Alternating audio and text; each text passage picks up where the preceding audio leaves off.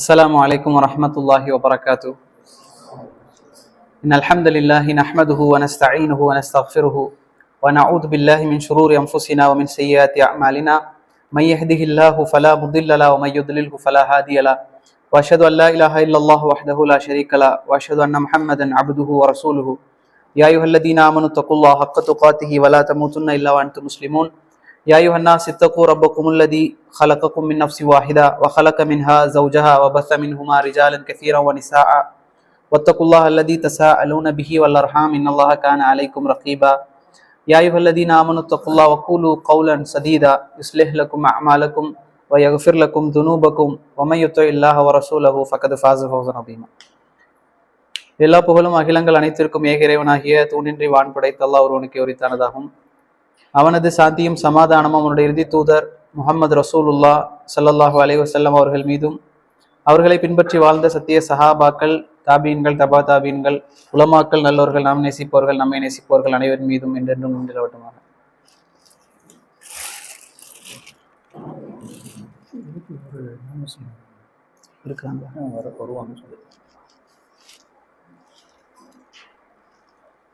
எல்லாம் வல்ல அல்லாஹ்வின் நல்லடியார்களே, அல்லாஹ்வுடைய தூதர் ஸல்லல்லாஹு அலைஹி வஸல்லம் அவர்கள் 23 ஆண்டு காலமாக முஸ்லிம் சமூகத்திற்கு வாழ்க்கை வழிமுறைகளையும் நடைமுறைகளையும் அவர்களுடைய வாழ்க்கையில் இருக்கக்கூடிய ஹதீஸ்களின் மூலமாகவும் அல்லாஹ்வுடைய பேச்சான அல்லாஹ்வுடைய கலாமான அல் குர்ஆன் மூலமாகவும் நிறைய விஷயங்களை நம்முடைய வாழ்க்கையில், நமது வாழ்க்கையை எப்படி அமைத்துக் கொள்வது, நமது வாழ்க்கையில் என்னவெல்லாம் செய்யக்கூடாது, எதையெல்லாம் செய்ய வேண்டும் என்பதை பற்றி முஸ்தஹபானது, ஃபர்லு, நஃபீல், இப்படி பல வகையாக அல்லாஹ்வுடைய தூதர் ஸல்லல்லாஹு அலைஹி வஸல்லம் அவர்கள் மனித குலத்திற்கு கற்றுத்தந்தாங்க. ஒரு முஸ்லிம் எத்தகைய பண்புகளை கொண்டிருக்க வேண்டும் என்று இஸ்லாம் விரும்புகிறதோ அந்த எல்லா பண்புகளையும் தெளிவுபடுத்துவதுதான் இந்த கிதாபுடைய நோக்கம். நீங்க தலைப்புல பார்த்திருக்கலாம், முன்மாதிரி முஸ்லிம் அப்படிங்கிற அந்த தலைப்பு. இந்த தலைப்பு ஷேக் முகமது அலி அல் ஹாஷிமி என்பவரால் எழுதப்பட்ட ஒரு கிதாப். இந்த புத்தகம் முன்மாதிரி முஸ்லீம் சொல்லிட்டு அரபுல ஷஹ்சியத்துல் முஸ்லீம், அப்படி முன்மாதிரியான முஸ்லீம். இந்த கிதாபை எழுதினவங்க முகமது அலி அல் ஹாஷிமி. ரியாதுல அந்த புத்தகம் வெளியிடப்பட்டுச்சு. அப்போ 1981. இந்த புத்தகத்தை வெளியிடக்கூடிய நேரத்துல அந்த இமாம் அவங்க சொல்றது தான் நான் சொல்றேன். முடிஞ்ச வரைக்கும் இந்த புத்தகத்தை முழுசா பாடமா எடுத்து முடிக்கிறது தான் நம்மளுடைய நோக்கம். ஒரு கொஞ்சம் பெரிய கிதாபு தான், தமிழ் தான். இதை மொத்தமா இன்ஷா அல்லாஹ் நம்ம படிச்சு முடிச்சிடலாம். இதை முழுமையாக என்னால முடிஞ்ச வரைக்கும் சுருக்கி தேவையானத விஷயங்களை மட்டும் எடுத்து நான் பேசுறேன் இன்ஷா அல்லாஹ். இப்ப இமாம் அவங்க இதுல முன்னுரையில சொல்றாங்க, ஒரு 10 வருடமாக இமாம் முகமது அலி அல் ஹாஷிமி அவர்கள் ஆய்வு செய்ததன் அடிப்படையில முஸ்லிம்களுக்கு இடையில நிறைய விஷயங்கள்ல வரம்பு மீறக்கூடிய விஷயத்த பாக்குறாங்க.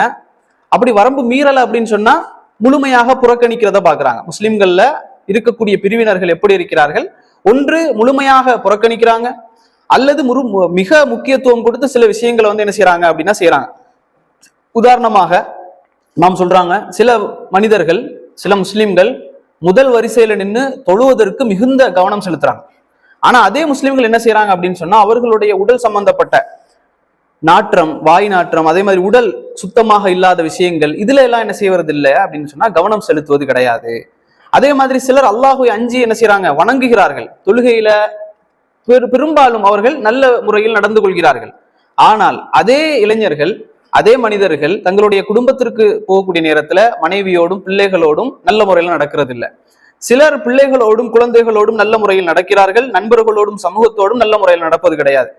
தொழுகை, ஜக்காத், ஹஜ் போன்ற வணக்க வழிபாடுகளில் நல்ல இபாதத்தோடு இருக்கக்கூடிய முஸ்லிம்கள் வியாபாரம் என்று வந்துவிட்டால் வட்டியில விழக்கூடிய, மோசடி செய்யக்கூடிய நிலைமைகளை இமாம் அவங்க என்ன சொல்றாங்கன்னா இதையெல்லாம் பார்த்து விட்டு அவங்க சொல்றாங்க, இதற்கு பிறகு ஒரு கிதாபை நான் எழுதணும்னு ஆசைப்படுறேன். அப்படி எழுதப்பட்டது அந்த புத்தகம். முஸ்லிம்களுக்கு மத்தியில இவ்வளவு வேறுபட்ட தன்மைகள் இருக்குது அப்படிங்கிறதுக்காக மார்க்க பற்றோடு ஒரு மனிதன் திகழ வேண்டும் என்றால் அவன் எப்படி எப்படியெல்லாம் வாழ வேண்டும் என்று குர்ஆனும் ஹதீஸும் எங்களுக்கு சொல்லித் தருகிறதோ அதையெல்லாம் நான் ஒரு புத்தகமாக எழுத போகிறேன் என்று சொல்லி 10 வருடங்களாக ஆய்வு செய்துதான் என்ன செய்யறாங்க அப்படின்னு சொன்னா இந்த கிதாபை எழுதுறாங்க. அவங்க சொல்றாங்க, இதில் வியப்புக்குரிய விஷயம் என்ன அப்படின்னு சொன்னா, ஆச்சரியமான விஷயம் அப்படி என்னன்னு சொன்னா, இந்த மாதிரி குறைபாடுகள் பெரும்பாலும் சமூக மக்களுக்கு மத்தியில இருப்பதை விட அது கூட பிரச்சனை இல்லை. ஆனா இது இஸ்லாமிய அழைப்பாளர்களிடமும் இருக்குது அப்படின்னு சொல்றாங்க. இஸ்லாமிய அழைப்பாளர்களிடமும் இந்த குறையை காண முடிகிறது. முஸ்லிம் மக்கள் என்ன செய்யறாங்கன்னா, இஸ்லாமிய அழைப்பாளர்களை வந்து எப்படி பாக்குறாங்களாம், அவர்களுடைய அந்தஸ்தை கவனித்து, அவர்களுடைய அறிவை, அவர்களுடைய இல்மை கவனித்து, அவருடைய பேச்சாற்றலை கவனித்து, இவர்கள் தான் முழுமையான முஸ்லிம்கள், இவர்கள் தான் முழுமையாக இஸ்லாமிய வரைமுறையை பின்பற்றக்கூடியவர்கள், இவர்கள் தான் இஸ்லாத்தினுடைய அடையாளம் என்பதாக முஸ்லிம்கள் முழுமையாக அவர்களை நம்பிவிடுகிறார்கள். இந்த மாதிரி நடக்கக்கூடிய நேரத்துல அந்த அழைப்பாளர்களும் அலட்சிய போக்கின் காரணமாகவோ பொடுபோக்காகவோ இந்த மாதிரி தவறுகளில் விழுந்து விடுகிறார்கள் அப்படின்னு சொல்றாங்க.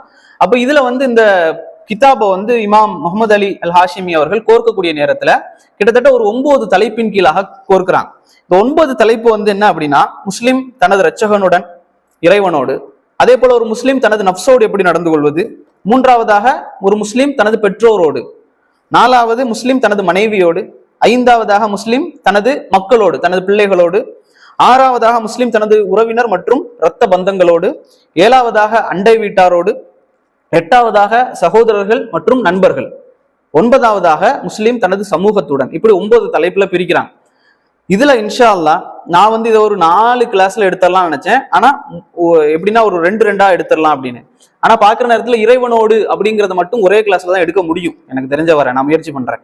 1 மணி நேரத்துல அந்த 1 தான் முடிக்க முடியுது. இது இல்லாம மற்றது எல்லாம், அதாவது நப்சோடு என்பதை ஒரு கிளாஸ்ல 2, பெற்றோர் மனைவி மக்கள் 1, அதே போல உறவினர் இரத்த பந்தம் அண்டை வீட்டார், சகோதரர்கள் நண்பர்கள் 5 வகுப்பாக இருக்கும் இன்ஷா அல்லாஹ். கடைசியா இருக்கக்கூடிய அந்த சமூகத்தோடு, முஸ்லிம் தனது சமூகத்துடன் அப்படிங்கிறது வந்து ஒரு 30% எழுதியிருக்காரு. இந்த ஒரு 8 விஷயத்தையும் 70% எழுதின இமாம் அவங்க சமூகத்தோடுங்கிறத வந்து ஒரு 30% எழுதியிருக்காங்க. அது பெரிய ஒரு 50 பக்கத்துக்கு மேல போகுது. அதனால அதை மட்டுமே ஒரு 2 கிளாஸா எடுக்கிறதுக்கு வாய்ப்பு இருக்குன்னு நினைக்கிறேன். அப்ப இன்ஷா அல்லாஹ் அதுல முதல் இதை மட்டும் இன்றைக்கு நம்ம என்ன செய்யலாம் அப்படின்னு சொன்னா பார்க்கலாம். ஏன்னா இமாம் அவங்க சொல்றாங்க, இன்றைய மனித குலம் வந்து குறிப்பாக முஸ்லிம்கள் எப்படி அப்படின்னு சொன்னா இந்த முன்மாதிரியை பின்பற்ற வேண்டிய கட்டாய கடமையில இருக்கிறாங்க. இன்றைக்கு இருக்கக்கூடிய முஸ்லிம் சமூகத்தை நீங்க பாத்தீங்க அப்படின்னு சொன்னா, அவங்க வந்து முன்னாடி சொல்லுவாங்கல்ல, இப்படி 90s 2000s ஜென்சிஸ் இப்படி எல்லாம் சொல்றாங்க. இதுல இன்றைய இந்த காலகட்டம் வந்து மிக முக்கியமாக முஸ்லிம் முன்மாதிரி என்பது என்ன என்பதை அறிய வேண்டிய கட்டாய காலச்சூழல்ல முஸ்லிம்கள் எல்லோரும் இருக்கிறோம். அது 1980க்கு முன்னால பிறந்தவங்களா இருந்தாலும் சரி, 2020க்கு பின்னால பிறந்தவர்களாக இருந்தாலும் சரி, எல்லோரும் இந்த முன்மாதிரியான முஸ்லிமை தெரிந்து கொள்ள வேண்டிய மிக கட்டாயமான ஒரு காலகட்டத்தில் இருக்கிறோம் அப்படின்னு சொல்லி இமாம் அவங்க முன்னுரையில முடிக்கிறாங்க. பொருட்களோ, எந்த விதமான பொருட்கள், செல்வங்களோ, மக்களோ பயனளிக்க முடியாத அந்த நாளிலே தூய்மையான இதயத்தோடு அல்லாஹு இடத்துல வரக்கூடியவர்கள் தான் வெற்றி அடைவார்கள். அல்லாஹ் அப்படிதான் சொல்றான், தூய்மையான இதயத்தோடு அல்லாஹு இடத்துல வரக்கூடியவர்கள் வெற்றி அடைவார்கள். அதே போல வரக்கூடியவர்களாக யா அல்லாஹ் என்னை நீ ஆக்கிவை, இந்த புத்தகத்தை வந்து அதற்கான ஒரு அருளாகவும் ஆக்கிவைன்னு சொல்லி அல்லாஹ் இடத்துல துவா செய்து கொண்டு இந்த கிதாபுடைய முன்னுரையை வந்து என்ன செய்யறாங்கன்னா முடிக்கிறான். இதுல முதலாவதாக நான் சொன்னேன், முஸ்லிம் தனது இறைவனோடு, இதுதான் தலைப்பு. அதுக்கு கீழே பிரிவுகள் வருது. அந்த பிரிவுகளை நான் ஒன்னொன்னா சொல்லி இன்ஷால்லா என்னால முடிஞ்ச வரைக்கும் சுருக்கமா சொல்றேன். இந்த முதல் பிரிவு என்ன அப்படின்னு சொன்னா, ஒரு இறை நம்பிக்கையாளன் விழிப்புணர்வோடு இருப்பது அப்படிங்கிறது. இதுல அவங்க சொல்றாங்க, ஒரு முஸ்லிம் இடத்துல வந்து இஸ்லாம் விரும்பக்கூடிய முதல் பண்பே என்ன அப்படின்னு சொன்னா, ஒரு முஸ்லிம் அல்லாஹுவை அவனது தகுதிக்கேற்ப ஈமான் கொண்டு, அல்லாஹுவை அவனுடைய தகுதிக்கேற்ப ஈமான் கொண்டு அவனுடன் உறுதியான நம்பிக்கையை வைத்து முழுமையாக இறைவனை சார்ந்தே இருப்பான். எப்போதுமே இறைவனுடைய நினைப்பை அவன் கொண்டிருப்பான். இறைவனை எந்த நேரமும் நினைவு கூர்ந்திருப்பது ஒரு இறை நம்பிக்கையாளனுடைய ஒரு பண்பாக இருக்கும். அல்லாஹ் என்ன சொல்றான் குர்ஆன்ல, அல்லாஹ் சொல்கிறான், அவர்கள் எப்படி இருப்பார்கள் அப்படின்னு சொல்லக்கூடிய நேரத்துல முஸ்லிம்கள், இதுல சொல்லக்கூடிய வசனங்களை எல்லாம் நாம என்ன செய்யணும் அப்படின்னு சொன்னா உள்ளுக்கு எடுக்கணும். நான் வந்து இந்த குர்ஆன் சொல்லக்கூடிய இந்த வசனத்துக்கு ஏற்ப நான் இருக்கிறேனா, நபிமொழியை நான் சொல்லக்கூடிய நேரத்துல இந்த நபிமொழிக்கு ஏற்ப நான் இருக்கிறேனா அப்படிங்கிறத சிந்திச்சு பார்த்துட்டு, இல்ல அப்படின்னு சொன்னா இருக்க முயற்சி பண்ணணும் இன்ஷா அல்லாஹ், நானும் நீங்களும். அல்லாஹ் இதுல என்ன சொல்றான், அவர்கள் எப்படி இருப்பார்கள், விழிப்புணர்வோடு இருக்கக்கூடிய முஸ்லீம் எப்படி இருப்பான் அப்படின்னா, அவர்கள் உட்கார்ந்த நிலையிலும், அவர்கள் படுத்த நிலையிலும், அவர்கள் நிற்கக்கூடிய நிலையிலும் அல்லாஹுவை நினைத்து அவர்கள் சொல்லுவார்கள், யா அல்லாஹ் வானங்களையும் பூமியையும் அவன் படைத்திருப்பதை சிந்தித்து, இறைவனே நீ இவற்றை வீணுக்காக படைக்கவில்லை. நம்ம படிப்போம், ரப்பனா மா ஹலக்த ஹாதா பாத்திலா சுப்ஹானக ஃபகினா அதாபன்னார் அப்படிங்கிற ஒரு துவா. அந்த துவா தான் இது. யா அல்லாஹ் இந்த விஷயங்களை எல்லாம், இந்த உலகத்தை அவன் பார்க்கக்கூடிய நேரத்துல சந்திரன், சூரியன், கடல் இதெல்லாம் பார்க்கிற நேரத்துல இந்த துவா நம்ம சொல்லணும். ரப்பனா மா ஹலக்த ஹாதா பாத்திலா, யா அல்லாஹ் இதையெல்லாம் நீ வீணுக்காக படைக்கவில்லை, இதையெல்லாம் ஏதோ ஒரு காரணத்திற்காகத்தான் நீ படைச்சிருக்கிற என்பதை மனிதன் சிந்தித்து அவன் சொல்லுவான், நீ மிக தூய்மையானவன், நரக நெருப்பிலிருந்து எங்களை பாதுகாத்து விடு என்று அவர்கள் சொல்லுவார்கள். அப்போ ஒரு முஸ்லிம் எல்லா நிலையிலும் 24 hours முழிச்சிருக்கிற டைம் மட்டும் என்ன செய்வான் அப்படின்னா அல்லாஹுவை நினைவு கூர்ந்த நிலையிலே அவன் இருப்பான் என்று அல்லாஹ் சொல்கிறான். அதே போல இரட்சகனுடைய கட்டளைக்கு அடிபணியக்கூடியவனாக ஒரு முஸ்லிம் இருப்பான். ஒரு முஸ்லிமை பொறுத்த வரைக்கும் எல்லா சந்தர்ப்பங்கள்லையும் அல்லாஹ்வுக்கு கட்டுப்படக்கூடியவனாக இருப்பான். அது அவனுக்கு விருப்பமாக இருக்கக்கூடியதை தாண்டி அவன் வெறுத்தாலும் சரி, அவன் சிலதை வெறுப்பான், அல்லாஹ் அதை செய்ய வைப்பான், செய்வதற்கு கட்டளை இட்டிருப்பான். அந்த மாதிரி அவன் வெறுக்கக்கூடிய விஷயமாக இருந்தாலும் சரி, மற்ற மக்கள் அதை வெறுத்தாலும் சரி, அல்லாஹ்வுக்காக என்ன செய்வான்னா அல்லாஹ்வுடைய கட்டளை அவன் பின்பற்றுவான். இதுதான் என்ன, இறைவனை முழுமையாக அடிபணியக்கூடிய ஒரு முஸ்லிம். ரசூலுல்லாஹி ஸல்லல்லாஹு அலைஹி வஸல்லம் சொல்றாங்க, நான் கொண்டு வந்ததற்கேற்ப தனது மனோ இச்சையை மாற்றிக்கொள்ளாதவரை, ரசூலுல்லாஹி சொல்றாங்க, நான் கொண்டு வந்ததற்கேற்ப அவன் தனது மனோ இச்சையை மாற்றிக்கொள்ளாதவரை உங்களில் ஒருவரும் விசுவாசியாக ஆக முடியாதுன்றாங்க.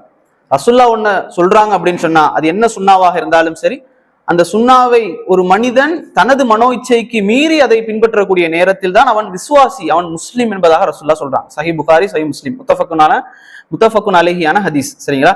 அல்லாஹ் குர்ஆன்ல சொல்றான், அல்லாஹ் குர்ஆன்ல எப்படி சொல்றான் பாருங்க, உங்கள் இறைவனின் மீது சத்தியமாக அவர்கள் தங்களுக்குள் ஏற்பட்ட சச்சரவுகளின் போது உம்மை நீதிபதியாக ஆக்கி நீர் சொல்லக்கூடிய தீர்ப்பை அங்கீகரித்து தங்களுடைய மனதில் எந்த விதமான அதிருப்தியும் இல்லாமல் முற்றிலுமாக வழிபடாத வரை அவர்கள் முஸ்லீமாக முடியாதுன்னு அல்லாஹ் சொல்றான். இது என்னன்னா, ரெண்டு பேருக்கு மத்தியில உங்களுக்கு மத்தியில சச்சரவு ஏற்படுதா, ஏதாவது ஒரு பிரச்சனையில சச்சரவு ஏற்படுது அப்படின்னு சொன்னா, எந்த விஷயமா இருந்தாலும் சரி, குடும்ப விஷயமோ தொழில் விஷயமோ எல்லா விஷயத்திலுமே சச்சரவு ஏற்படக்கூடிய நேரத்துல அவர்கள் யாரை நீதிபதியாக ஆக்க வேண்டும்? ரசூலுல்லாஹ் ஸல்லல்லாஹு அலைஹி வஸல்லம். உங்களை அவர்கள் நீதிபதியாக ஆக்கி அதில் அவர்கள் என்ன செய்யக்கூடாது? தீர்ப்பு, நீங்கள் சொல்லக்கூடிய தீர்ப்புல மனசு சங்கடப்படக்கூடாது. அந்த அரபு குர்ஆன் வசனம் வரும், ஹரஜம் மிம்மா கதைத்த அப்படின்னு.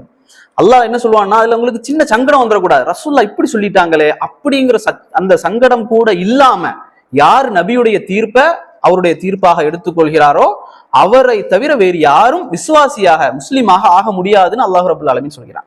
இப்போ மூன்றாவதாக, ஒரு முஸ்லிம் தன்னுடைய அதிகாரத்துக்கு கீழ் இருக்கக்கூடியவர்களை பற்றிய அந்த பொறுப்பை அவர் அறிந்திருப்பார், அதை சரியான முறையில் நிறைவேற்றக்கூடியவராக இருப்பார். இது அல்லாஹ்வுக்காக. நபி அவங்க சொல்றாங்க, நீங்கள் அனைவரும் பொறுப்பாளர்கள், நீங்கள் ஒவ்வொருவரும் பொறுப்பாளர்களே, நீங்கள் அனைவரும் உங்களுடைய பொறுப்புக்கு கீழாக இருக்கக்கூடியவர்களை பற்றி விசாரிக்கப்படுவீர்கள். உங்களுக்கு கீழே இருக்கக்கூடியவர்களை பற்றி நீங்க எந்த பொறுப்புல இருந்தாலும் சரி, குடும்ப தலைவர்னா அது ஒரு பொறுப்பு, அதுக்கு கீழே இருக்கக்கூடிய மனைவி மக்கள் எல்லோரும் நமக்கு கீழே இருக்கக்கூடியவர்கள். ஒரு வேலையில இருக்கீங்களா, அந்த வேலைக்கு கீழாக இருக்கக்கூடியவர்கள் உங்கள் பொறுப்பாளர்கள். நீங்க என்ன செய்யணும்? அவர்களுக்காக மறுமை நாளில் பதில் சொல்ல வேண்டும். அப்போ தனது பொறுப்பை அறிந்த ஒரு முஸ்லிம் தனது குடும்ப உறுப்பினர்களோ வேறு யாராக இருந்தாலும் சரி, அவர்கள் அல்லாஹுடைய கட்டளையை மீறக்கூடிய நேரத்துல அதை சகித்து கொள்ள மாட்டார்கள். அவர்கள் அல்லாஹ் சொன்ன ஒரு கட்டளையும் அல்லாஹ்வுடைய தூதர் சொன்ன ஒரு கட்டளையையும் அவர்கள் மீறக்கூடிய நேரத்தில் ஒரு முஸ்லிம் சகித்து கொள்ள மாட்டான். அது எந்த விதமான விளைவுகளை ஏற்படுத்தினாலும் சரி, இமாம் சொல்றாங்க, அது குடும்பத்துல என்ன பிரச்சனை ஏற்படுத்தினாலும் சரி, ஒரு உதாரணமா சின்னதா சொன்னா ஒரு பிறந்த நாள் விழா, என்ன சொல்லுவாங்க, குடும்பத்துல இது கலந்துக்கலைன்னா என்ன செய்யறோம்? பிரச்சனை ஆயிரும், மூஞ்சிக்கு மூஞ்சி பார்க்க மாட்டாங்க, இப்படிலாம். இது எந்த விதமான பிரச்சனையை ஏற்படுத்தினாலும் சரி, அல்லாஹ்வும் அல்லாஹ்வுடைய தூதருக்கும் எதிராக செய்யப்படக்கூடிய ஒரு விஷயத்தில் தனது பொறுப்புக்கு கீழாக இருக்கக்கூடிய மக்கள் போகக்கூடிய நேரத்தில் அதை தடுத்து கொள்ளாதவர் உண்மையான முஸ்லீமாக இருக்க முடியாது அப்படின்னு சொல்றாங்க. அப்ப இந்த இதுல இமாம் எப்படி சொல்றாங்க அப்படின்னு சொன்னா, தனது ஈமானுல பலகீனம் கொண்ட ஆண்மையற்ற கோளை மட்டுமே என்ன செய்ய முடியும் அப்படின்னு சொன்னா, தனது அதிகாரத்துக்கு கீழே இருக்கக்கூடியவர்கள் அல்லாஹுடைய வரம்புகளை மீறக்கூடிய நேரத்தில் அவர்களால் அதை என்ன செய்ய முடியும்? சகித்து கொள்ள முடியும். மற்ற யாராலும் ஒரு முஸ்லிமால சகித்து கொள்ள முடியாது என்று சொல்கிறார்கள். அடுத்ததாக, அல்லாஹ் விதித்ததை பொருந்தி கொள்ளக்கூடிய ஒரு முஸ்லிம். நபி அவர்கள் சொல்றாங்க, ஒரு முஸ்லிமுடைய எல்லா விஷயங்களும் ஆச்சரியமானது. ரசூலுல்லாஹ் சொல்றாங்க, ஒரு முஸ்லிமுடைய எல்லா விஷயங்களுமே எனக்கு ஆச்சரியமாக இருக்கு. அதுல ரசூலுல்லாஹ் சொல்றாங்க, ஏன் தெரியுமா எனக்கு ஆச்சரியமா இருக்கு? அவனுக்கு ஒரு நன்மை ஏற்பட்டுருச்சு அப்படின்னு சொன்னா, அவனுடைய வாழ்க்கையில ஒரு நன்மை ஏற்பட்டு விட்டது என்றால் அவன் என்ன செய்வான்னா அல்லாஹ்வுக்கு புகழ் செலுத்துவான். யா அல்லாஹ் எனக்கு தந்திருக்கிறேன்னு சொல்லி அல்லாஹ்வை புகழ்கிறான். அது அவனுக்கு நன்மையாக ஹைராக மாறி விடுகிறது. அதே போல அவனுக்கு ஏதாவது தீங்கு ஏற்பட்டாலும் அதை அல்லாஹ்வுக்காக அவன் பொறுத்து கொள்கிறான், அதுவும் அவனுக்கு ஹைர் தான். அதனால் ஒரு முஸ்லிமை பற்றிய விஷயம் எனக்கு ஆச்சரியமாக இருக்கிறதுன்னு சொல்லி ரசூலுல்லாஹி ஸல்லல்லாஹு அலைஹி வஸல்லம் சொல்றாங்க. சஹீஹ் புகாரில வருது.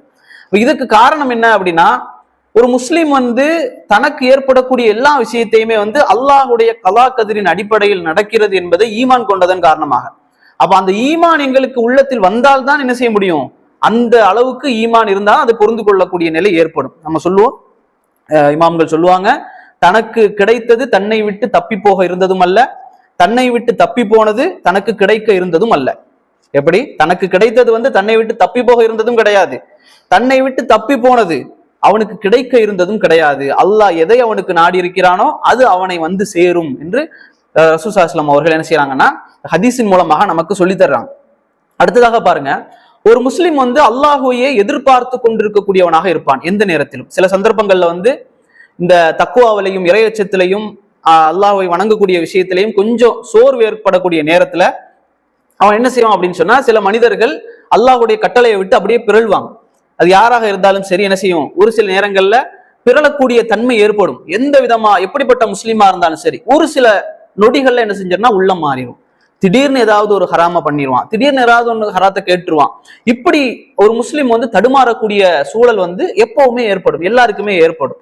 அப்ப அந்த நேரத்துல வந்து அவன் என்ன செய்யணும் அப்படின்னு சொல்லி அல்லாஹ் குர்ஆன்ல சொல்றான் அப்படின்னா, அவனுக்கு எப்போ அல்லாஹ் பற்றிய நினைப்பு வருதோ உடனே அவன் என்ன செய்வான், மாறி விடுவான், அல்லாஹுவை நினைவு கூர்ந்து விடுவான். குர்ஆன்ல அல்லாஹ் ரப்பல் ஆலமீன் சொல்கிறான் 7வது அத்தியாயத்தினுடைய 201வது வசனத்துல, நிச்சயமாக எவர்கள் அல்லாஹ்வுக்கு பயப்படுகிறார்களோ அவர்களுக்கு ஷைத்தானுடைய எண்ணம் ஏதாவது ஊசலாடினால், ஷைத்தான் வந்து அவனை அப்படியே மாத்தி விட்டு அப்படியே கொண்டு போயிட்டான் அப்படின்னா, அவர்கள் உடனே அல்லாஹுவை நினைக்கிறார்கள், உடனே அல்லாஹ் அவர்கள் நினைவு கூறுகிறார்கள், நம்ம ஹராத்தை செய்யறோமே, நம்ம தவறு செய்யறோமே அப்படின்னு நினைக்கிறான். அது சமயத்தில் உடனே அவர்களுடைய கண், அறிவு கண், அல்லாஹ் சொல்றான், அறிவு கண் திறந்து கொள்ளும், அவர்கள் விழிப்படைந்து விடுவார்கள். உடனே என்ன செய்வார்கள், அவர்கள் தௌபா செய்வார்கள்.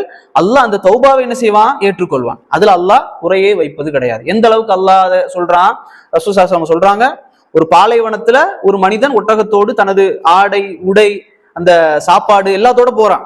போகக்கூடிய நேரத்துல ஒரு மரத்துல கட்டி வைத்து விட்டு அந்த பக்கத்துல உட்கார்ந்து இருக்கிறான். அந்த ஒட்டகம் காணாம போயிருது. முழிச்சு பாக்குற நேரத்துல அந்த ஒட்டகத்தை வந்து தேடி அலைகிறான் அந்த மனிதன்.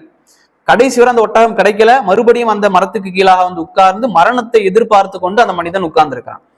அதற்கு பிறகு தூங்கிடுறான். தூங்கி முழித்ததுக்கு பிறகு பாக்குறான், அந்த ஒட்டகம் மறுபடியும் அந்த ஆடையோடு சாப்பாடோடு வந்து நிக்குது.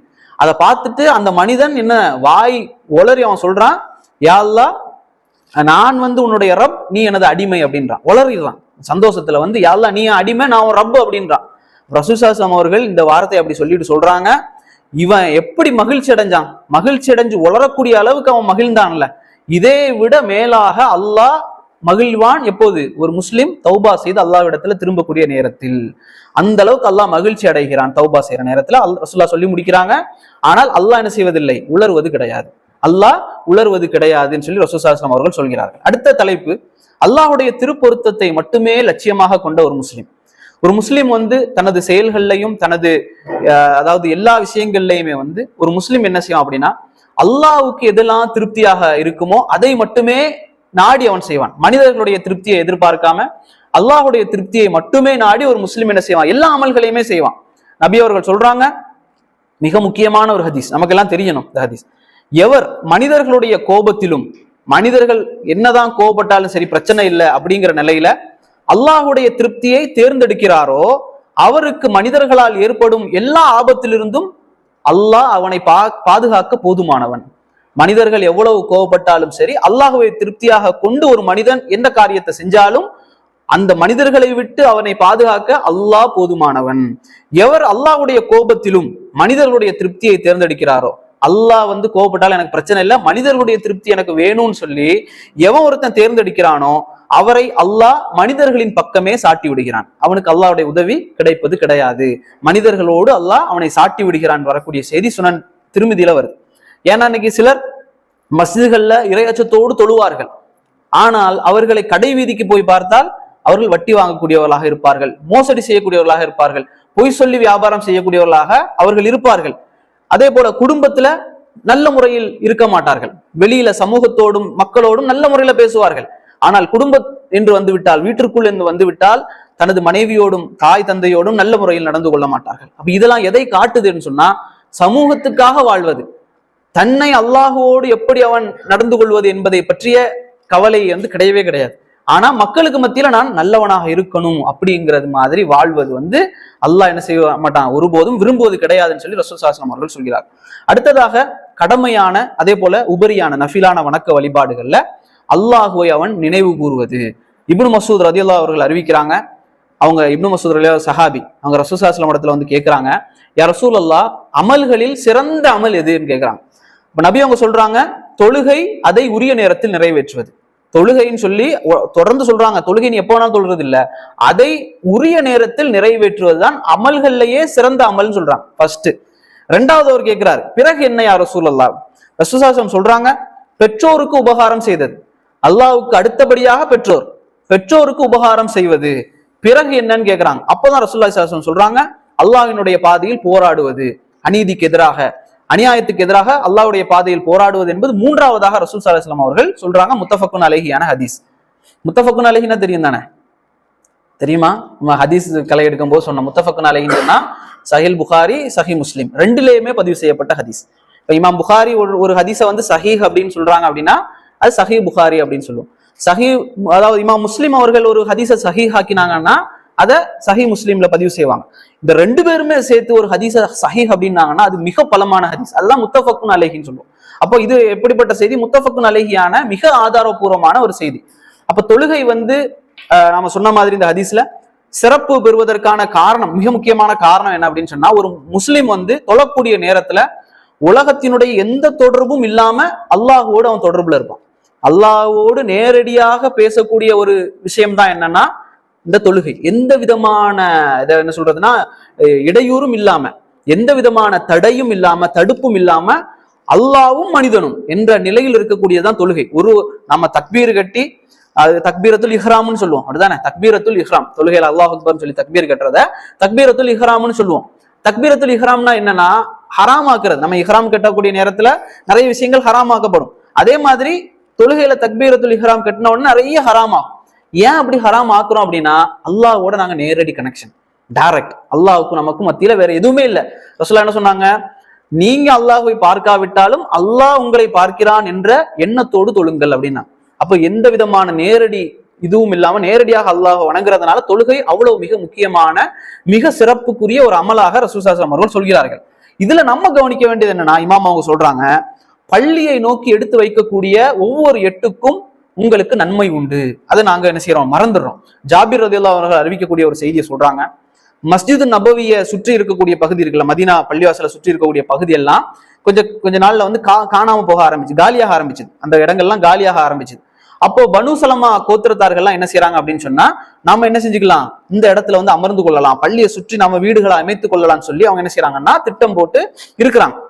இது வந்து செய்தி கேள்விப்படுது ரசூல் ஸல்லல்லாஹு அலைஹி வஸல்லம் அவர்களுக்கு. நபி அவங்க வந்து கூப்பிட்டு கேட்டாங்க, நீங்க வந்து இந்த வீடுகளை எல்லாம் பள்ளிவாசலுக்கு பக்கத்துல கொண்டு வந்து அமைக்கலாம் சொல்லி திட்டம் போட்டிருக்கீங்கன்னு கேள்விப்பட்டேனே, உண்மையா? அவங்க சொல்றாங்க, ஆமா உண்மைதான், அப்படிதான் திட்டம் போட்டிருக்கிறோம். நபி அவங்க சொன்னாங்க, பனு சலமாவே, அந்த கோத்திரத்துக்கே சொன்னாங்க, பனு சலமாவே உங்களுடைய இப்போது இருக்கக்கூடிய வீடுகள்லயே நீங்க இருந்துக்கோங்க, தூரமா இருக்கு அந்த வீடு, அந்த வீடுகள்லயே நீங்கள் இருந்து கொள்ளுங்கள், உங்களது அடிச்சுவடுகள் எழுதப்படுகின்றன. 2 வாட்டி சொன்னாங்க, உங்களுடைய அடிச்சுவடுகள் எழுதப்படுகின்றன, தற்போதுள்ள வீடுகளிலே இருந்து கொள்ளுங்கள், உங்களுடைய அடிச்சுவடுகள் எழுதப்படுகின்றன அப்படின்னு சொல்லி 2 முறை ரசூலுல்லாஹி ஸல்லல்லாஹு அலைஹி வஸல்லம் அவர்கள் சொன்னார்கள். அப்ப பனு சலமா கோத்திரத்தினர்கிட்ட மறுபடியும் கேட்டாங்க, நீங்க மறுபடியும் பள்ளிவாசலுக்கு பக்கத்துல வந்து அமர்றீங்களா? அவங்க சொன்னாங்க, இல்ல, எங்களுக்கு அந்த திட்டம் கிடையாது, நாங்கள் நன்மை எதிர்பார்த்தவர்களாக தூரத்திலேயே அமர்ந்து கொள்கிறோம் என்று பனு சலமா கோத்திரத்தினர் வந்து பதில் சொல்றாங்க. ஏன் அப்படின்னு சொன்னா, நபி அவங்க சொல்றாங்க, நிச்சயமாக தொழுகையில் மகத்தான நற்கூலியை அடைந்தவர் யார் அப்படின்னா, தொழுகையில மகத்தான நற்கூலி அடைந்தவர் யார் என்றால் வெகு தூரத்திலிருந்து நடந்து வரக்கூடியவர் அப்படின்றாங்க. தூரத்துக்கு ஏற்றவாறு அவர்களுக்கு நன்மை எழுதப்படும். இமாமோடு சேர்ந்து தொழுவதற்காக, அவங்க ரசூலுல்லாஹ் சொல்றாங்க, இமாமோடு சேர்ந்து தொழுவதற்காக தொழுகையை எதிர்பார்த்து அமர்ந்திருப்பாரே, அவர் வந்து யாரை விட சிறந்தவர் அப்படின்னு சொன்னா, தொழுகையை தொழுது விட்டு தூங்கி விட்டு மறுபடியும் தொழ வரக்கூடியவரை விட சிறந்தவர்னு சொல்றாங்க அந்த ஹதீஸ்ல. அது என்னன்னா, ஒருத்தர் இப்போ மகரிப் தொழுது முடிச்சதற்கு பிறகு வீட்டுல போய் தூங்கி முழித்து விட்டு மறுபடியும் வருபவரை விட அங்க இருந்து எதிர்பார்த்துட்டு பள்ளியிலே உட்கார்ந்துருப்பாரு அடுத்த தொழுகைக்காக, அவர் சிறந்தவர்னு சொல்றாங்க. ஆனா இந்த ஹதீஸினுடைய முந்தைய செய்தியில ரசூலுல்லாஹ் சொல்றது என்னன்னா, எந்த அளவுக்கு தூரமாக இருக்குதோ வீடுகள், அந்த அளவுக்கு உங்களுடைய அடிச்சுவடுகள் நாளை மறுமையில் நன்மைகளாக எழுதப்பட்டு உங்களுக்கு நன்மைகளாக காட்டப்படும், அதுலதான் வெகுமதி இருக்கு அப்படின்னு சொல்லி நபி அவர்கள் சொல்றாங்க. அதே போல பாருங்க, ஃபஜ்ர் மற்றும் இஷா தொழுகையை ஜமாத்தோடு தொழுவதை பற்றி ரசூலுல்லாஹி ஸல்லல்லாஹு அலைஹி வஸல்லம் அவர்களுடைய செய்திகள் நிறைய வருது. அப்ப இதுல ஒரு 2 ஹதீஸை மட்டும் இமாம் அவங்க சொல்றாங்க. இது நம்ம பெரும்பாலும் இஷா தொழக்கூடியவர்கள் அதிகமாக இருந்தாலும் அல்லாஹ் பாதுகாத்தவரை தவிர ஃபஜ்ர் என்னது பல பேருக்கு முடியாத ஒரு கட்டமாகவே இருக்கு. ஃபஜ்ருடைய நன்மையை பற்றி தெரிந்திருந்தால் அது என்ன செய்யும், நமக்கு சாத்தியப்படும். எந்த அளவுக்கு நமக்கு ஈமான் இருக்குதோ அந்த அளவுக்கு ஃபஜ்ருடைய தொழுகை நமக்கு லேசாக இருக்கும். எந்த அளவுக்கு ஈமான் நமக்கு குறைவாக இருக்குதோ அந்த அளவுக்கு ஃபஜ்ர் நமக்கு மிக கடினமானதாக இருக்கும். இது நம்மளே டெஸ்ட் பண்றதுக்கு, நம்ம எந்த அளவுக்கு ஈமான்ல இருக்கோம் நம்ம செக் பண்றதுக்காக இதை நம்ம யூஸ் பண்ணலாம். உஸ்மான் ரலியல்லாஹு அவர்கள் அறிவிக்கிறாங்க ஒரு ஹதீஸ், ரசூல் ஸல்லல்லாஹு அலைஹி வஸல்லம் அவர்கள் கூறுவதாக. அவங்க சொல்றாங்க, ரசூல்லா சொல்ல நான் கேட்டிருக்கிறேன், இஷா தொழுகையை ஜமாத்தோடு நிறைவேற்றக்கூடியவர் பாதி இரவு நின்று வணங்கிய நன்மையை பெற்றுக்கொள்வார். ஒரு ராத்திரியில பாதி இரவு நின்று வணங்கிய நன்மையை பெறணுமா, இஷா ஜமாத்தை ஜமாத்தோடு தொழுவது. அதேவோடு ரசூல் ஸல்லல்லாஹு அலைஹி வஸல்லம் அவர்கள் சொன்னார்கள், ஃபஜ்ர் தொழுகையையும் ஜமாத்தோடு தொழுவாரே ஒருத்தர், இஷா தொழுதுட்டு ஃபஜ்ர் தொழுகையும் ஜமாத்தோடு ஒருத்தர் தொழுதால் முழு இரவு நின்று வணங்கிய நன்மையை அவர் பெற்றுக்கொள்வார். நம்மளால இன்னைக்கு முழு இரவு நின்று வணங்க வாய்ப்பே கிடையாது. ஆனா நபி அவங்க அந்த நன்மை உங்களுக்கு வேணுமா, இஷாவை ஜமாத்தோடு ஃபஜ்ரை ஜமாத்தோடு நீங்கள் தொழுதால் முழு இரவு நின்று வணங்கிய நன்மையை நீங்கள் பெற்றுக்கொள்ளலாம் சொல்லி ரசூலுல்லாஹி ஸல்லல்லாஹு அலைஹி வஸல்லம் அவர்கள் சொல்றாங்க. உஸ்மான் ரலியல்லாஹு அறிவிக்கிறாங்க. அதே போல அபூ ஹுரைரா ரலியல்லாஹு அன்ஹு அவர்கள் சொல்றாங்க, நயவஞ்சகர்களுக்கு, முனாஃபிக் இருக்காங்களே, இவர்களுக்கு ஃபஜ்ர் தொழுகையை போல இஷா தொழுகையை போல கடினமான தொழுகை இருந்தது கிடையாது. இதுல என்ன சொல்றாங்கன்னா, முனாஃபிக்கு கூட மற்ற தொழுகைகளை தொழுவான், துஹர், அசர், மக்ரிப், இந்த மூன்றையும் முனாஃபிக் தொழுவான். ஆனா முஸ்லிம்கள்ல நிறைய பேர் இதை தொழுறது கிடையாது, அந்த மூன்று கூட. அவங்க அபூ ஹுரைரா சொல்றாங்க, நயவஞ்சகர்களுக்கு மிக பாரமான தொழுகை ஃபஜ்ர் தொழுகை, இஷா தொழுகை. அந்த இரண்டு தொழுகையை பற்றிய பலன்களை அவர்கள் அறிந்திருந்தால் கால்களை பூமியில் இழுத்தவாறு அவர்கள் வருவார்கள். அப்படின்னு யாரையாச்சும் சொல்லி என்னை இழுத்துட்டாவது பள்ளிக்கு போங்க, கால்கள் இழுபட என்னை பள்ளிவாசலுக்கு கொண்டு போயிருங்கன்னு சொல்லக்கூடிய அளவுக்கு அதனுடைய நன்மைகளை அபூ ஹுரைரா ரலியல்லாஹு அன்ஹு அவர்கள் சொல்றாங்க. அவ்வளவு நன்மைகள் அதற்கு இருக்குன்னு சொல்லி நபி அவங்க சொன்னதாக சஹீஹ் புகாரில வரக்கூடிய செய்தி. இப்போ நாங்க இந்த ஃபர்லான தொழுகைகளை நாங்க என்ன செய்யணும், மிக முக்கியமாக நிறைவேற்ற வேண்டும். அதே போல நஃபீலான தொழுகைகள், ஃபர்லான தொழுகைகளை சரிப்படுத்தி கொண்டே, இன்னைக்கு என்னன்னா சில பேர் நான் ஃபர்லே சரியாக தொழுறதில்லை, நஃபீல் இது ஃபர்ஸ்ட் கரெக்டா இதை தொழுதுகிட்டு அடுத்த நஃபீலை நான் பாக்குறேன் அப்படிங்கிற ஒரு அது வர்றது இயல்பு தான். ஆனா அது உண்மை கிடையாது. நாங்க அதுல கவனம் செலுத்தக்கூடிய நேரத்துல நஃபீலையும் செய்யணும், நஃபீலான தொழுகைகளையும் நாங்க என்ன செய்யணும், தொடர்ந்து முயற்சி செஞ்சுட்டே இருக்கணும். ரெண்டையுமே முயற்சி செஞ்சா ரெண்டுமே அல்லாஹ் என்ன செய்வான் அப்படின்னா நமக்கு இலகுவாக்கி தருவான் இன்ஷா அல்லாஹ். அப்ப இதுல ரசூலுல்லாஹி ஸல்லல்லாஹு அலைஹி வஸல்லம் ஒரு செய்தியை கொண்டு வர்றாங்க, நஃபீல் தொழுகைக்கு முக்கியத்துவம் கொடுத்து. அதுல சொல்றாங்க, எனது அடியாரினுடைய உபரியான வணக்கங்கள், நஃபீலான வணக்கங்கள் மூலமாக ஒரு மனிதன் என்ன செய்வான் அப்படின்னா இறைவனை நெருங்கி கொண்டே இருப்பான். நபி அவங்க சொல்றாங்க, ஒரு மனிதன் நஃபீல் தொழுவதன் மூலமாக, உபரியான வணக்கங்கள் தொழுவதன் மூலமாக என்னை நெருங்கி கொண்டே இருப்பான். ரசூலுல்லாஹ் சொல்றாங்க, அல்லாஹ் சொல்வதாக, அல்லாஹ் அவனை நேசிப்பான். யார் ஒருத்தன் உபரியான வணக்கங்களை அதிகமாக செஞ்சுக்கிட்டே இருக்கானோ அவனை அல்லாஹ் என்ன செய்வான், இறைவன் நேசிக்க ஆரம்பித்து விடுவான். நேசிக்க ஆரம்பித்து விட்டால் என்ன ஆகும், அவனை நேசிக்க ஆரம்பித்தால் அவன் கேட்கக்கூடிய செவியாக, அவன் பார்க்கக்கூடிய கண்ணாக, அவன் பிடிக்கக்கூடிய கைகளாக, அவன் நடக்கக்கூடிய கால்களாக இறைவன் மாறிவிடுவான். அப்போ அவன் அவன் செய்யக்கூடிய எல்லாமே என்னதான் இறைவனால செய்யப்படக்கூடிய ஒரு விஷயமாக மாறிவிடும். இது எதற்குரிய பலன், அவன் நஃபீல் தொழுதுறதுனால கிடைக்கக்கூடிய பலன், உபரியான வணக்கத்தினுடைய பலனாக ரசூலுல்லாஹ் சொல்றாங்க. இல்ல கடைசியாக சொல்றாங்க, அவன் என்னிடத்தில் எதையேனும் கேட்டால் நான் அவனுக்கு கொடுப்பேன். அல்லாஹ் சொல்றான், அவன் ஏதாவது என்கிட்ட கேட்டா நான் அவனுக்கு கொடுப்பேன். அவன் தன்னை பாதுகாக்க வேண்டும் என்று என்னிடத்தில் தேடினால் நான் அவனை பாதுகாப்பேன் அப்படின்னு சொல்றான். இன்றைக்கு நமக்கு முஸ்லிம்களுக்கு இறை நம்பிக்கையாளர்களுக்கு பாதுகாப்பு வேண்டும், யாராவது எங்களை பாதுகாக்க மாட்டாங்களா, இறைவன் பாதுகாக்க வேண்டும் என்றால் இந்த உபரியான வணக்கங்களை நாங்கள் முழுமையாக கடைபிடித்து வந்தாலே இறைவனுடைய பாதுகாப்பு கிடைக்கும் சொல்லி இறை தூதர் ஸல்லல்லாஹு அலைஹி வஸல்லம் அவர்கள் சொல்றாங்க. அப்போ சரி, இறைவனுடைய நேசம் கிடைத்தால் என்ன ஆகும் அப்படின்னு பார்த்தா நபி அவங்க சொல்றாங்க, இறைவனுடைய நேசம் கிடைத்தால் என்ன ஆகும். நபி அவங்க சொல்றாங்க, இறைவன் ஒரு அடியானை நேசிக்க ஆரம்பித்தால், அல்லாஹ் ஒரு மனுஷனை நேசிக்க ஆரம்பிச்சிட்டான் அப்படின்னு சொன்னா அல்லாஹ் என்ன செய்வானா, ஜிப்ரீல் மலக்கு இருக்காரு, ஜிப்ரீல் அலைஹிஸ்ஸலாம் அவர்களை கூப்பிடுவானா, கூப்பிட்டு சொல்லுவான், நான் இந்த மனிதனை நேசிக்கிறேன், நீங்க என்ன செய்யுங்க, நீங்களும் இந்த மனிதனை நேசியுங்கள். அல்லாஹ் சொல்றான், ஜிப்ரீல் அலைஹிஸ்ஸலாம் இடத்துல சொல்றான். ஜிப்ரீல் என்ன செய்வாரு அப்படின்னு சொன்னா, அவருக்கு கீழே இருக்கக்கூடிய மத்த மலக்குமார்களிடத்துல போய் சொல்லுவாரு, அல்லாஹ் இந்த மனிதனை நேசிக்கிறான், நீங்களும் நேசியுங்கள் அப்படின்னு சொல்லுவான். அப்ப எல்லா மலக்குமார்களுக்கு எண்ணிக்கையே கிடையாது, அவ்வளவு மலக்குமார்கள் இருக்கிறாங்க. எல்லா மலக்குமார்களும் அந்த ஒரு மனிதரை நேசிப்பார்கள். பிறகு என்ன செய்வார்கள், அந்த மலக்குமார்கள் இந்த உலகத்திற்கு அந்த செய்தியை சொல்லுவார்கள். இந்த உலகத்தில் இருக்கக்கூடிய அனைவரும் மக்களும் என்ன செய்வாங்க, அந்த மனிதனை நேசிப்பார்கள். அப்போ மக்கள் இன்னைக்கு நம்மளை நேசிக்கணும், நம்மளை வந்து பொருந்தி கொள்ளணும்னு ஆசைப்படக்கூடியவங்க மனிதர்களுக்கு மேலாக அந்த கவனத்தை செலுத்துவதை விட அவன் இறைவனுக்கு அவன் கவனத்தை செலுத்தினாலே போதும், மிக லேசாக மனிதர்களுடைய நேசத்தை அவன் பெற்றுக்கொள்வான். ரசூலுல்லாஹ் தொடர்ந்து சொல்றாங்க, அதே போல ஒரு மனிதனை இறைவன் வெறுக்க ஆரம்பித்தால் அல்லாஹ் என்ன செய்வான்? ஜிப்ரீல் அலைஹிஸ்ஸலாம் அவர்களை அழைத்து, இந்த மனிதரை நான் வெறுக்கிறேன், இவரை நீயும் வெறுத்து விடு என்பான். ஜிப்ரீல் அலைஹிஸ்ஸலாம் மற்ற மலக்குகளிடத்துல போய் சொல்லுவாங்க, நீங்க எல்லாருமே இவரை வெறுக்கணும், ஏன்? இறைவன் இவனை வெறுக்கிறான். அதே போல அந்த வெறுப்பு பூமிக்கும் அனுப்பப்படும், பூமியில் உள்ள மக்கள் எல்லோரும் அவனை வெறுப்பார்கள். காரணம் என்ன? அவன் இறைவனோடு நல்ல முறையில் நடந்து கொள்ளாததன் காரணம் தான். அல்லாஹ் அவனை வெறுப்பதன் காரணமாக உலக மக்களும் அவனை என்ன செய்வார்கள்? வெறுப்பார்கள் என்று இறை தூதர் ஸல்லல்லாஹு அலைஹி வஸல்லம் அவர்கள் சொல்றாங்க. அதனாலதான் நம்ம பார்ப்போம், நபி அவர்கள் இறை தூதர், அவருக்கு வந்து முன்பின் பாவங்கள் எல்லாம் மன்னிக்கப்பட்டுருச்சு, அவர் எந்த பாவமும் செய்யவும் இல்லை வாழ்க்கையில. இந்த மாதிரி இருந்ததற்கு பிறகும் நபி அவங்க என்ன செய்வாங்க? இரவு நேரத்துல கால்கள் வீங்க வீங்க வீங்க தொழுகிறாங்க.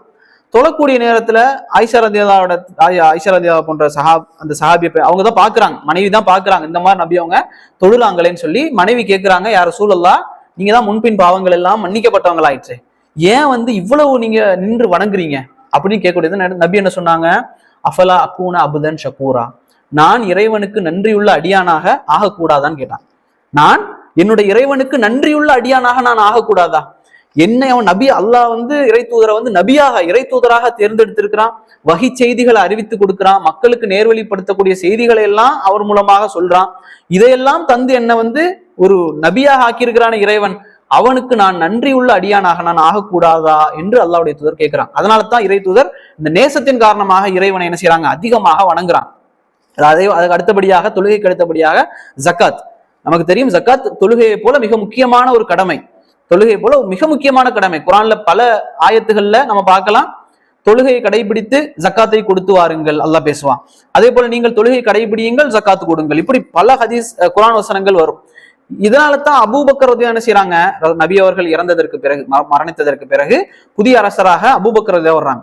அபூபக்கர் ரலியல்லாஹு அவர்கள் சொல்றாங்க, அல்லாஹ்வின் மீது ஆணையாக, இறைவன் மீது சத்தியமாக, தொழுகையையும் சக்காத்தையும் பிரித்து பார்ப்பவனோடு நான் போராடுவேன்றாங்க. ஏன்னா அன்றைய காலகட்டத்துல கொஞ்சம் பேர் இருந்தாங்க, என்ன செய்வாங்க? தொழுவாங்க, 5 வேளை தொழுவாங்க, ஆனா ஜக்காத் கொடுக்க மாட்டேன், ஜக்காத் கடமை இல்லை அப்படிங்கிற ஒரு இதுல கருத்துல இருந்தாங்க.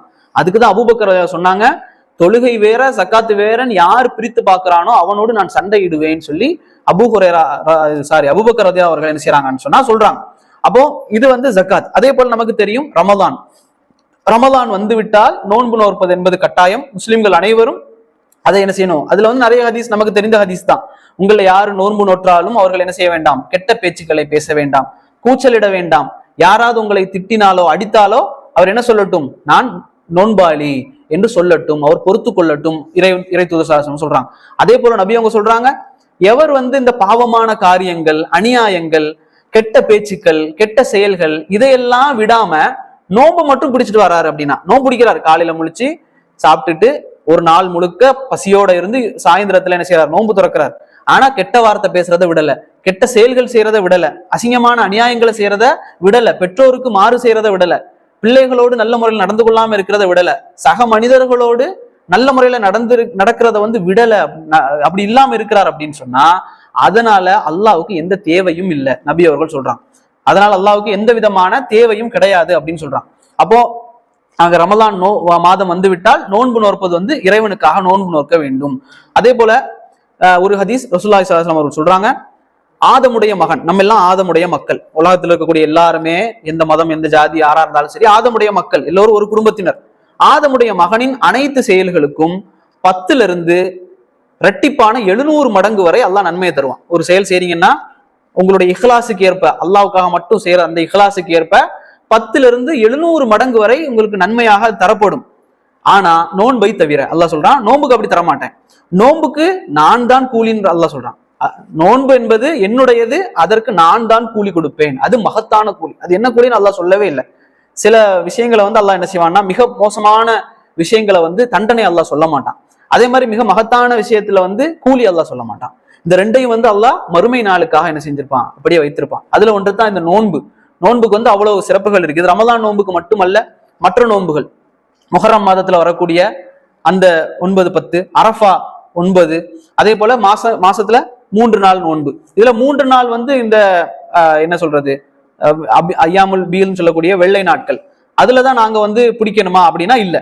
ரசூல் ஸல்லல்லாஹு அலைஹி வஸல்லம் அவர்கள் எந்த நாள் நோன்பு நோற்பார்கள் என்று கேட்கக்கூடிய நேரத்துல ஆயிஷா ரலியல்லாஹு அன்ஹா அவர்கள் சொல்வார்கள், அந்த 3 நாள் என்பது அவர்கள் 13, 14, 15 இப்படித்தான் அவர்கள் பிடிப்பார்கள் என்பது அல்ல.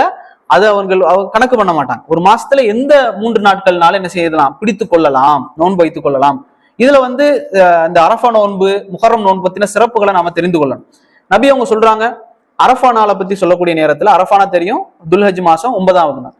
இந்த ஒரு நாள் பிடிக்கக்கூடிய நோன்பு என்ன சிறப்பு அப்படின்னு சொன்னா, கடந்த ஒரு வருடம் வரக்கூடிய பாவத்துக்கு பாவ மன்னிப்பாக, பரிகாரமாக இருக்கும். என்னென்ன பாவங்கள், சின்ன சின்ன பாவங்கள் செய்திருந்தாலும் இந்த அரஃபா நாள்ல பிடிக்கக்கூடிய நோன்பு என்பது கடந்த ஒரு வருடம், பாஸ்ட் 1 இயரோட பாவங்களுக்குரிய பரிகாரமாகும் அப்படிங்கிறது. அதே போல ஆஷுரா நோன்பு, இந்த முஹர்ரம்ல வரக்கூடிய ஆஷுரா நோன்பு பற்றி கேட்கக்கூடிய நேரத்துல, அது சென்று போன, அது முஹர்ரம் உடைய நோன்பு இந்த அரஃபாவுடைய நோன்பு கடந்த ஒரு வருடம் வரக்கூடிய ஒரு வருடத்தினுடைய பாவத்தினுடைய பரிகாரம். ஆஷுரா நோன்பு சென்று போன ஒரு வருடத்தினுடைய பரிகாரம் சொல்லி நபி அவர்கள் என்ன செய்யறாங்க, சொல்றாங்க. நபி அவங்க இந்த முஹர்ரத்தினுடைய நோன்பு நோக்கக்கூடிய நேரத்துல 10வது தான் நோன்பு நோட்டுறாங்க. முஹர்ரம் 10ல நோன்பு நோட்டுறாங்க. நபி அவங்க சொன்னாங்க, நான் அடுத்த வருடம் உயிரோட இருந்தா 9ஐ நான் பிடிப்பேன் அப்படின்னாங்க. ஆனா அந்த வருடம் நபி அவர்கள் மௌத்தாயிட்டாங்க, அதுக்கு அடுத்த வருடம் வருவதற்கு முன்பாகவே. அப்ப ஆனா நமக்கு என்ன கடமை, 9ஐயும் 10ஐயும் பிடிப்பது சிறப்பு, சரிங்களா? அப்போ இதுக்கு அடுத்தபடியாக நோன்புக்கு பிறகு என்ன இருக்கு அப்படின்னு சொன்னா, அதாவது ஹஜ் செய்வது. ஒரு முஸ்லீம் அவனிடத்துல பண வசதி, அதே போல உடல் வசதி, உடல்ல அவனுக்கு தகுதி இருக்கணும். நடந்து போய் ஹஜ் பண்ணுவதற்கு அவனுக்கு தகுதி இருக்கு, அவனால முடியும் அப்படின்னு சொன்னா அவன் ஹஜ்ஜை உடனடியாக நிறைவேற்ற வேண்டும். அது தள்ளி போடக்கூடாது. ஒரு மனிதனுக்கு ஹஜ் செய்வதற்கான பண வசதி இருக்கு, அதற்கான உடலும் தயாராக இருக்கு அப்படின்னு சொன்னா அவன் மேல ஹஜ் என்ன செய்யுது, கடமை ஆயிருது. அந்த ஹஜ்ஜை அவன் உடனடியாக நிறைவேற்ற வேண்டும், அதை தள்ளி போடக்கூடாது. அதற்கு பிறகு அவனுக்கு ஏழ்மை ஏற்பட்டு விட்டால் அந்த ஹஜ் என்ன செய்யும், அல்லாஹ்விடத்துல கேள்வியாக மறுமை நாள்ல கேட்கப்படும். உனக்கு ஒரு ஹஜ் கடமையாக்கப்பட்டுச்சே, அந்த ஹஜ்ஜை ஏன் நிறைவேற்றல? வாழ்க்கையில ஒரு வாட்டி கடமை, அதற்கு பிறகு வரக்கூடிய அனைத்தும் நஃபில். ஆனால் அந்த ஒரு வாட்டி கடமையாக்கப்பட்டு அவன் அதுக்கான தகுதியை பெற்றதற்கு பிறகு அவன் செய்யாமல் இருந்தால் அவன் மறுமை நாளில என்ன செய்வான், அல்லாஹ்விடத்துல குற்றவாளியாக நிற்பான். அப்ப அதுல நாங்க கவனமாக இருக்கணும். அடுத்ததாக இறைவனிடத்தில் அடிமைத்தனத்தை வெளிப்படுத்தக்கூடிய ஒரு முஸ்லிம். இது நமக்கு தெரியும், உலகத்தில் மனிதர்களும் ஜின்களும், மனிதர்களை போல ஜின்கள் என்ற படைப்பு, இந்த 2 பேரும் படைக்கப்பட்டதற்கான காரணத்தை அல்லாஹ் சொல்லக்கூடிய நேரத்தில் எப்படி சொல்றான், மனிதர்களையும் ஜின்களையும் என்னை வணங்குவதற்காகவே தவிர வேறு எதற்காகவும் நான் படைக்கவில்லை. இறைவன் மனிதர்களை படைத்ததற்கான மிக முக்கியமான நோக்கமே அவனை வணங்குவதற்காக மட்டும்தான் இறைவன் படைத்திருக்கிறான். அவனை வணங்குவதற்காக மற்ற விஷயங்கள், வியாபாரம், குழந்தைகள், மனைவி, குடும்பம், இதெல்லாம் எதற்காகத்தான், அவனை நாம் வணங்குவதற்காகத்தான் என்பதை ஒரு முஸ்லிம் என்ன செய்வான், புரிந்து கொள்வான். அதே போல கடைசியாக குர்ஆனை அதிகமாக ஓதக்கூடிய ஒரு முஸ்லிம். நபி அவர்கள் சொல்கிறாங்க, திருக்குர்ஆனை ஓதக்கூடிய ஒரு முஃமினுடைய நிலை எப்படி இருக்கும்னு சொன்னா, அவன் இறை நம்பிக்கையாளனாகவும் இருக்கிறான். ஓர் இறை கொள்கையை ஏற்று, ஒரே இறைவன் தான் என்பதை ஏற்று, இறை தூதரை ஏற்று, மறுமை நாள் என்பதை ஏற்று ஒருத்தன் குர்ஆனையும் ஓதி கொண்டிருக்கிறான் அப்படின்னு சொன்னா அவனுடைய நிலை எப்படிப்பட்டது? எக்ஸாம்பிள் சொல்றாங்க, அவன் ஒரு ஆரஞ்சு பழம் இருக்குல்ல, ஆரஞ்சு பழத்தை போன்றவன்றாங்க ரசூலுல்லாஹ். அதனுடைய மனமும் அதாவது அதனுடைய சுவையும் நன்று, அதனுடைய வாசனையும் நன்று, அது ரெண்டுமே நல்லா இருக்கும் அப்படின்றாங்க. அதே போல குர்ஆன் ஓதாத ஒரு முஸ்லிமாக இருக்கிறான், குர்ஆன் ஓதல, அவன் எதை போல அப்படின்னு சொன்னா பேரித்தம்பழத்தை போல. அதற்கு சுவை இருக்கு, அதாவது சுவை நன்றாக இருக்கும், ஆனால் வாசம் இருக்காது. நபி அவங்க சொல்றாங்க பேரித்தம்பழத்தை போல. அதே போல நபி அவங்க சொல்றாங்க, ஒரு முனாஃபிக், ஒரு நயவஞ்சகன், 2 வேடம் போடக்கூடியவன், இவனுடைய நிலை எப்படின்னா, அவன் குர்ஆன் ஓதுறான் அப்படின்னா அவனுடைய நிலை எப்படிப்பட்டது? துளசி செடியை போன்றது. துளசி செடி வாசனை நன்றாக இருக்கும், ஆனால் சுவை நன்றாக இருக்காது, நபி அவர்கள் சொல்றாங்க. அதே போல நயவஞ்சகனாகவும் இருந்து கொண்டு, இரட்டை வேட போடக்கூடியவனாக இருந்து கொண்டு குர்ஆனையும் அவன் ஓதாமல் இருந்தான் என்று சொன்னால் அவனுடைய நிலை குமட்டிக்காயை போன்றது. அதனுடைய சுவையும் நன்றாக இருக்காது, அதனுடைய வாசமும் நன்றாக இருக்காது, அல்லாஹ்வுடைய தூதர் ஸல்லல்லாஹு அலைஹி வஸல்லம் அவர்கள் சொல்றாங்க.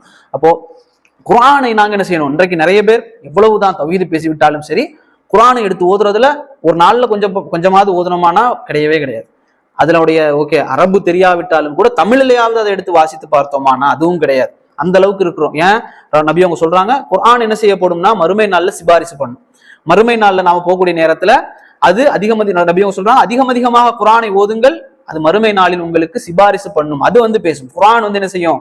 அல்லாஹ்விடத்துல சிபாரிசு பண்ணும் என்பதாக இறை தூதர் ஸல்லல்லாஹு அலைஹி வஸல்லம் அவர்கள் நமக்கு சொல்றாங்க. இதுல கடைசி தலைப்பு இந்த கிதாப்ல இல்ல, அதை நான் சேர்த்துக்கிறேன். உண்மையாக இறைவனோடு நடந்து கொள்வது, ஒரு முஸ்லிம் இறைவனோடு உண்மையாக நடந்து கொள்வது. ஏன்னா இன்னைக்கு வந்து உண்மையாக நடந்து கொள்வது என்று சொன்னாலே பிற மக்களோடு உண்மையாக நடந்து கொள்வதை பற்றி தான் நம்ம படிச்சிருப்போம். பிற மனைவியோடு, சமூகத்தோடு, பிற மக்களோடு நம்ம உண்மை பேசணும், நீதியாக நடக்கணும், நியாயமாக நடக்கணும். இதையெல்லாம் குர்ஆன் ஹதீஸ் நிறைய பேசுது, நம்ம நிறைய தெரிஞ்சு வச்சிருக்கோம். ஆனா இறைவனோடு உண்மையாக நடந்து கொள்வதை பற்றி கொஞ்சம் பேர் தான் என்ன செஞ்சிருக்கோம், தெரிந்து வைத்திருக்கிறோம். அதுல மிக முக்கியமாக நாங்க என்ன செய்யணும், கவனம் செலுத்தணும். அல்லாஹ்வோடு நாங்க பெரும்பாலும் உண்மையாக நடப்பது கிடையாது. உதாரணம் நான் சொல்றேன். இப்போ உதாரணம் நான் வந்து இப்போ பயான் பண்ணிட்டு இருக்கிறேன்னு வைங்களேன். நான் வந்து பயான் பண்றேன், எல்லாத்துக்கும் நான் வந்து பயான் பண்றேன்னு தெரியுது.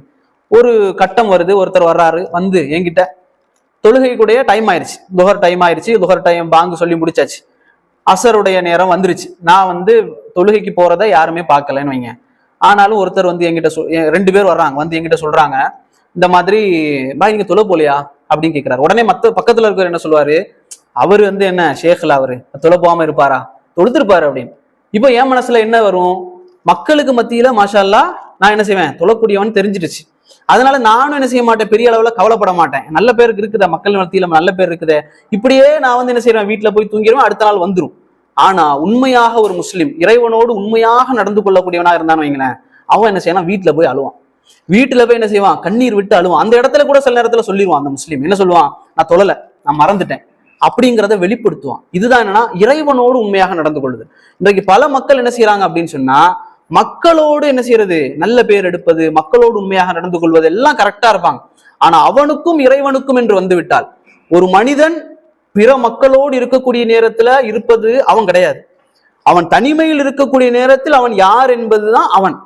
நீங்கள் வந்து தனிமையில் இருக்கக்கூடிய நேரத்தில் நீங்கள் யார் என்பதை சிந்தித்து பாருங்கள், அவர்கள் தான் நீங்கள். மற்ற நேரத்துல எல்லாம் இருப்பது நாமே கிடையாது. அப்போ ஒரு மனிதன் இறைவனோடு உண்மையாக நடந்து கொள்வது என்பது என்ன அப்படின்னா, தனிமையில் ஒரு மனிதன் இறைவனோடு நடந்து கொள்வதுதான் உண்மையாக இறைவனோடு நடந்து கொள்வது. ஒரு பிசினஸ் பண்றோம் வைங்களேன், ஒரு முடிவெடுப்போம் நாம, யா அல்லாஹ் பிசினஸ்ல எதுவா இருந்தாலும் சரி, யா அல்லாஹ் இப்படி நடந்துருச்சுன்னா நான் உனக்கு இப்படி பண்ணுவேன். பிசினஸ்ல வந்து நான் வந்து இவ்வளவு எனக்கு கிடைச்சிருச்சு, 1 கோடி கிடைச்சிருச்சுன்னா அதுல ஒரு 10 லட்சத்தை உன்னுடைய பாதையில தர்மம் செஞ்சிருவேன், ஏழைகளுக்கு நான் கொடுத்துருவேன் இப்படின்னு சொல்லி மனசுல நியத்து வைப்போம், யார்ட்டையும் சொல்லவும் மாட்டோம். ஆனா அப்படி ஒரு 1 கோடி கிடைச்சிருச்சு அல்ல 1 லட்சம் கிடைச்சிருச்சுன்னு வைங்களேன், அப்ப என்ன ஞாபகம் வரும்னா, இது வந்து கடமை இல்லையே, ஜக்காத்து கொடுக்குற அளவுக்கு இது போகலையே, அதுல பாதியை குறைச்சிரும். 10,000 கொடுக்குறோம், ஞாபகம் நியத்து வச்சிருந்தா ஒரு 5,000 கொடுத்தா போதுமே, கொடுத்துருவோம். ஒரு கடையை தொடங்குவாரு, ஒரு கடையை தொடங்கி வியாபாரத்தை ஆரம்பிப்பாரு, நியத்து வச்சிருப்பாரு, ஒரு 10,000 எனக்கு இன்வெஸ்ட்மெண்ட் போட்டு எனக்கு லாபம் கிடைச்சிருச்சுன்னா அந்த 10,000த்துல ஒரு 5,000 நான் கொடுத்துருவேன் நியத்து வச்சிருப்பாரு. கடையை ஆரம்பிச்சு பிசினஸ் ஸ்டார்ட் ஆயிரும், 10,000 கிடைச்சிரும்.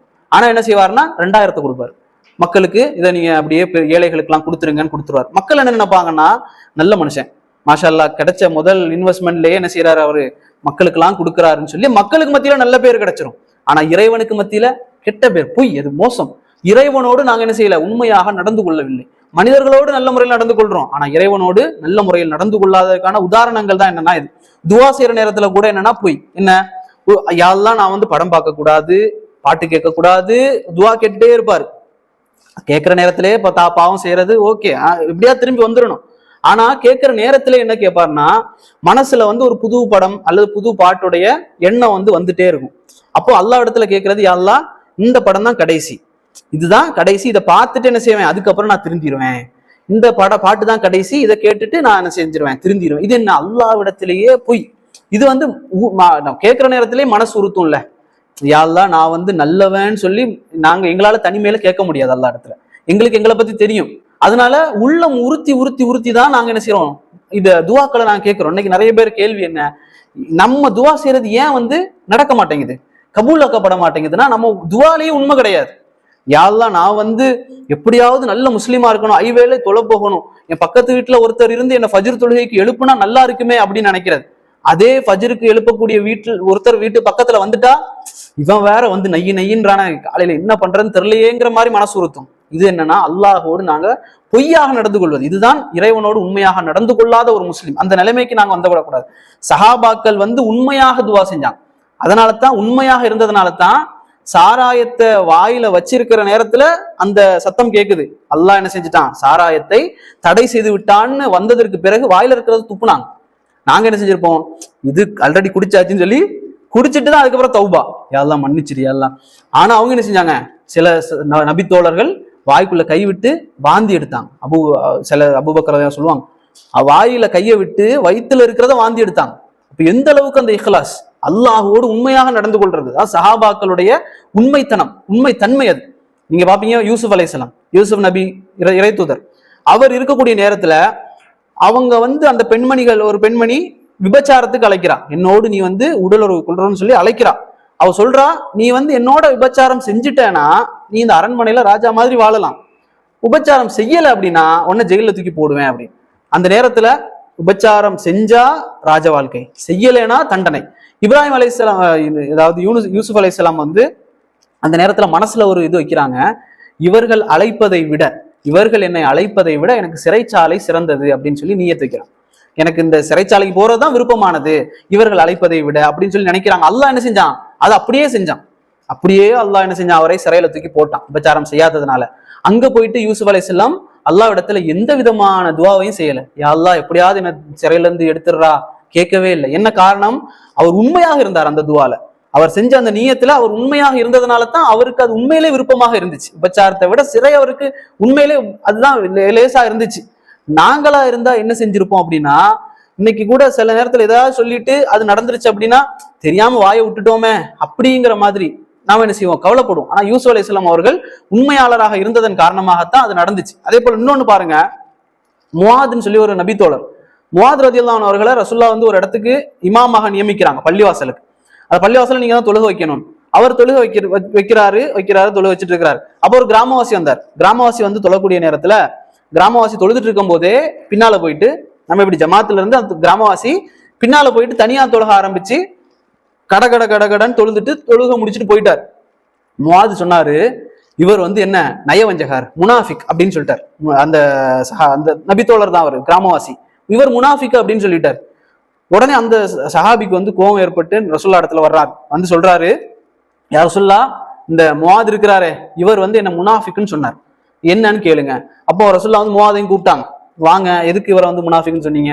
முஆத் சொன்னாரு, தொழு வைக்கிற நேரத்துல எல்லா முஸ்லீம்களும் எனக்கு பின்னால தொழுறாங்க, இவர் மட்டும் என்ன செய்யறாருன்னா தனிச்சு போய் நின்று தனியா தொழுதுட்டு தனியா போயிட்டாரு, அப்ப அவர் முனாஃபிக் தானே அப்படின்னு.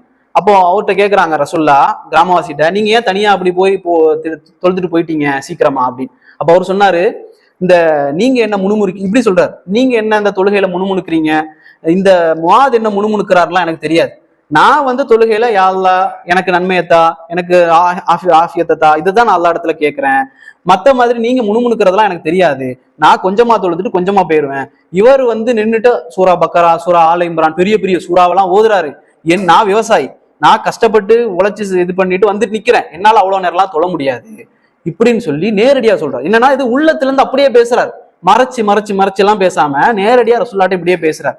நபி அவங்க பதில் சொன்னாங்க, நீங்க என்ன முணுமுணுக்கிறீங்களோ அதைத்தான் நாங்களும் முணுமுணுக்கிறோம், நீங்க எதெல்லாம் அல்லாஹ்ட்ட முணுமுணுத்து கேட்கறீங்களோ அதைத்தான் நாங்களும் முணுமுணுக்கிறோம் அப்படின்னு சொல்லிட்டு ரசூலுல்லாஹ் முஆத் என்ன செஞ்சாங்கன்னா கண்டிச்சாங்க. முஆதே, நீங்க சொன்னது என்ன தப்பு, முனாஃபிக்னு சொன்னது தப்பு. அப்போ இவர் என்ன செய்யறாருன்னா, அந்த சஹாபி, அதை தான் நான் சொல்ல வந்தேன், அவரு முஆதை பார்த்து சொன்னாரு, என்ன நீங்க முனாஃபிக்னு சொன்னீங்களா, ஒரு போர் வந்தால் நான் யார் என்பதை நீங்கள் அறிவீர்கள் அப்படின்னு சொன்னார்.